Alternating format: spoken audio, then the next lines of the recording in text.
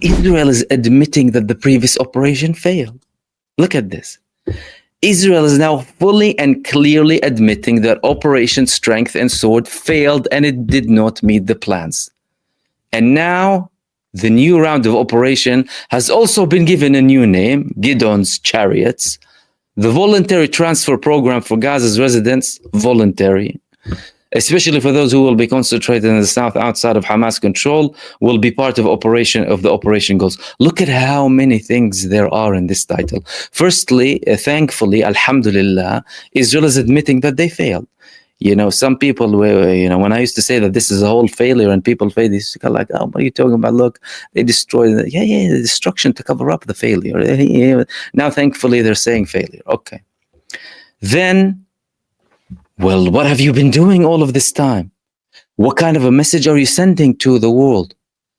Have you been actually doing anything to achieve your military objectives, or were you just now confirming yet again that you've been only killing babies and infants, committing an infanticide, a genocide, and everything side in Gaza? Then they added a new aim to the war. This is an indication that it's there to please Smotrich. Why? Because the new objective, he added a new objective, the voluntary transfer. That's Smotrich, by the way, asking Netanyahu to add it. And then Netanyahu added it so that they can say it.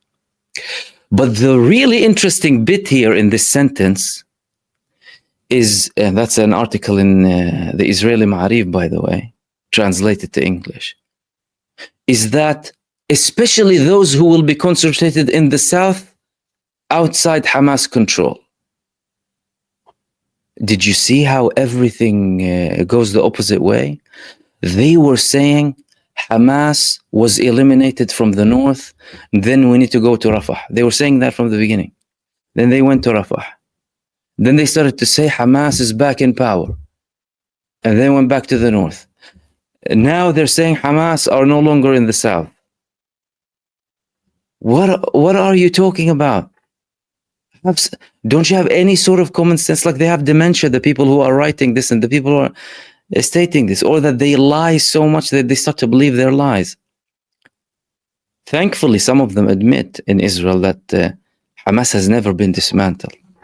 The talk about the 20 brigades of Hamas being dismantled, I spoke about this in previous videos and discussed how Netanyahu manipulates the reports that he gets from the security services in Israel when they tell him that, for example, we think that we killed 50 to 100 fighters, most likely civilians, but they will tell him that. In the Rafah area, Israel estimates, because they don't have definite figures, that each brigade has, I don't know, 700 or 800. They say 50 to 100 killed. Netanyahu will say we dismantled the brigade and we totally eliminated their chain of command. Therefore, they cannot communicate. Everything was, of course, debunked on the ground and debunked from Israeli security sources who are not directly managing the current campaign and are at more liberty to talk. But the main thing about this now is that Israel is admitting that it has been failing in all of the past operations inside of the Gaza Strip. Therefore, they're coming with this new move, this new operation in Gaza, as, you know, the final deal for Hamas. If again, conditional, if Donald Trump wouldn't be able to reach a deal in the region. Now, next thing is the West Bank. So Israel has been conducting a genocide in the West Bank. Israel has been expelling people from their homes. Israel has been killing people, over 50,000 displaced. And now they are saying that they want to destroy over 100 homes in Tulkarem. How? Why? And why is hardly anyone talking about it? Well, they're saying that it's part of their action inside of the West Bank because this is a military need and they want to improve the mobility of the soldiers.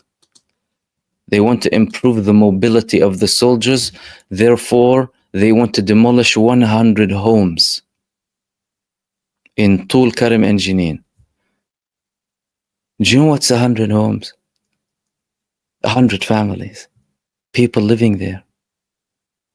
People living there. Look, they destroy them. They spray the Star of David on their home. People are living there. Why? Because we want our tanks to move in freely. And all of this is happening under the world's watch, by the way. Things like that happened before, but not at this scale. Today's scale is like much larger because of the enablement, by the way, because of how enabled they are now by the United States and other countries, and by the lack of appropriate and relevant action that had to be taken against them from way before October the 7th for the apartheid and constant oppression and aggression against the Palestinian people, suffering under them for over 70, 80 years. But they're continuing that in the West Bank, and it's going quietly, by the way. The West Bank is going through a mini Gaza scenario in terms of destruction, in terms of displacement, in terms of killing, in terms of arrests, in terms of burning people's homes, kidnapping people. All of that is still happening in the West Bank. And in another show of their savagery and barbarism, look at what they've done in Gaza. They blew up a building and started to laugh about it as they put paint inside the house, and they called it a gender reveal bombing in Gaza. It's a boy, they said. Israeli soldiers filmed themselves blowing up a building in Gaza while laughing that blue smoke resembles a gender reveal. The next level, these people, it's like they are beyond description even. These houses in the Gaza Strip, again, they destroyed the majority of the houses and the infrastructure. They are destroying houses more than once. So they land the bomb, they destroy everything, no one can live there. They go and target it again, an already destroyed place. So even if someone built a tent or whatever, or tried to come back and do that, they will bomb it again. It's because they don't have targets, like what they're doing in Yemen, by the way. Shows, of course, they like to highlight their savagery, and thankfully it's being documented to the whole world. What these imbeciles don't understand is that they are proving to the whole world, giving the whole world evidence about their crimes forever, by the way. That's probably not their initial intention. Their initial intention is to boost the morale of a defeated nation, to boost the morale of a humiliated nation that had its head put in the sand of Gaza and has been humiliated and defeated. And they try and raise the morale of this supremacist nation by showing them acts like this. Oh, look, we're still destroying, or, stealing kids' toys, doing women's underwear and all of that stuff. They're still doing that to this day. Now, moving on to the final bits that I wanted to talk to you about here. And these are in relation to Iran. So the attacks that are happening, Netanyahu said, we're going to attack their masters, didn't he? But he started with attacking Yemen. But very suspicious things have been happening in Iran. Not many of them are. Israel is reporting some of them. Now, how is that linked to them being potentially behind this? We still don't know. Officially, Iran did not confirm that Israel was behind the Bandar Abbas port explosion, the other explosion that happened later on. Now, Israel is saying that there were multiple explosions in Iran, and their commando is suffering a huge blow, according to them. But what we're seeing is, well, various reports of various explosions happening in Iran. There was another report saying that, oh, an underground ammunition depot has been hit. Something is happening in Iran, and something is happening consecutively. You don't have coincidences like that. As a matter of fact, the one with the port was already suspicious anyway. 4 explosions, not one explosion, happening simultaneously, which indicates that this is a case of sabotage. But then later, more explosions happening like that, timed with simultaneously with all of these escalations happening, with Yemen striking Ben Gurion, Israel retaliating and increasing, the talks that are happening between the United States and Israel's interest in hindering any prospect of reaching a deal. Netanyahu ideally wants the US to attack Iran and have a coalition that would potentially include NATO with Iran. But I mean, good luck recruiting the world for your war. You're not able to recruit the Israelis for your war. Over 50% of Israelis are refusing to serve. You want to recruit what? Europe for you, or who? Even the United States is facing so much resistance, internal resistance from people from within, veterans and people who are in the army as well, intelligence speaking up as well, people who resigned from the Biden administration too. But the what's happening in Iran is quite suspicious. You don't have attacks like that without any reason. Multiple mysterious, they're calling them. Other reports said mysterious attacks happening in Iran. Motorcycle factory in Mashhad, the country's north. Another one warehouse. Another one ammunition. All of that. So that's quite serious. Is Israel having a covert operation, covert sabotage operations inside of Iran to try and destabilize the country and potentially push Iran for a bigger attack or a response? Are they trying to make Iran attack Israel? Well, that could be an attempt. But from an Iranian perspective, Iran knows the situation that it's in. Firstly, they're trying really hard to show that what Yemen is doing is pure Yemeni. And there are many reasons to believe that, by the way, despite Iran supporting them. There's nothing wrong with Iran supporting another country. Like, other countries support other countries. Absolutely legit. Totally fine. Let alone if it's a country doing things against a genocidal entity. I mean, that's the international community's duty, isn't it? However, Iran is saying that we have nothing to do with it. They made their own decision. Yeah, we might be cooperating with Wahab before, but they make their own decisions, and these people decide to continue, and they are taking this action to target Israel because it's committing a genocide.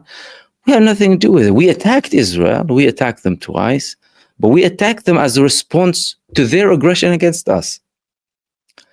Now, they're not likely to take action, as in Iran, unless they have a very solid proof or have a very solid declaration of an Israeli attack against them.